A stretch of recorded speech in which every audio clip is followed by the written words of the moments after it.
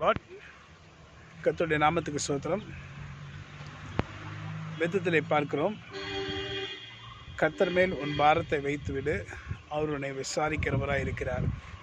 இன்றைக்கி முக்கியமாக தெரிஞ்சுக்கொள்ள வேண்டியவென்றால், பாரங்கள் என்று சொன்னால் நிறைய பாரங்களை நம்ம சொல்லுவோம். அடுக்கடுக்காக பாரங்களை குறித்து சொல்லிக்கிட்டே இருக்கலாம். ஏன்னா நம்முடைய எல்லாருடைய வாழ்க்கையில் அநேக பாரங்கள், அநேக மனக்கவலைகள், மன கஷ்டங்கள் நம்மை குழப்பிக்கொண்டே இருக்கும்.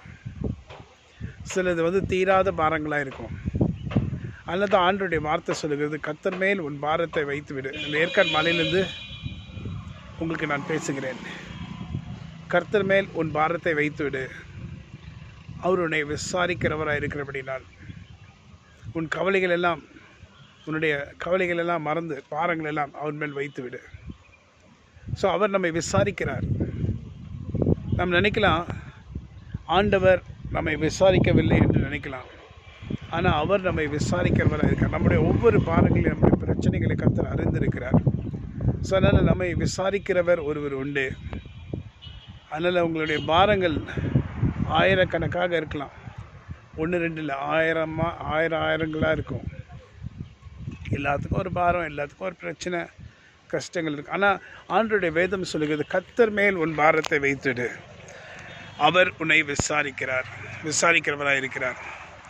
ஸோ அவர் நம்மை விசாரிக்கிறவராக இருக்கிறபடினால் நம்முடைய பாரங்களெல்லாம் கர்த்தர் மேல் வைத்தால், அது நமக்கு பாரங்கள் இறக்கி வைத்துட்டா. நிறைய பேர் என்ன பண்ணுறோன்னா, சில நேரங்களில் மனுஷனிடத்தில் போய் சொல்லி நம்முடைய பாரத்தை இறக்கி வச்சிட்டோம் அப்படின்னு நினைக்கிறாங்க. ஆனால் அந்த மனுஷன் 4 பேர்கிட்ட அதை சொல்லி நம்மளை அவமானப்படுத்தலாம். அதனால் தான் வேதம் சொல்லுது, கர்த்தர் மேல் உன் பாரத்தை வைத்துவிடு, அவர் உன்னை விசாரிக்கிறவராக இருக்கிறார். ஸோ ஜெபிக்கிற நேரங்களிலே கர்த்தர் நோக்கி பாருங்கள். ஊக்கமான ஜெபத்தோடு ஆண்டை நோக்கி பாருங்கள். நிச்சயமாக ஆண்டவர் உங்களுக்கு நன்மைகளை செய்து முடிப்பார். ஏன்னா அவருடைய பேரே நன்மைகளின் நாயகன், நன்மைகளை நமக்கு செய்து முடிக்கிற ஆண்டவர்.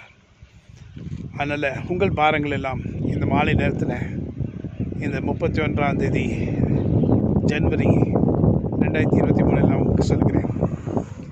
மாலை நேரம் இது.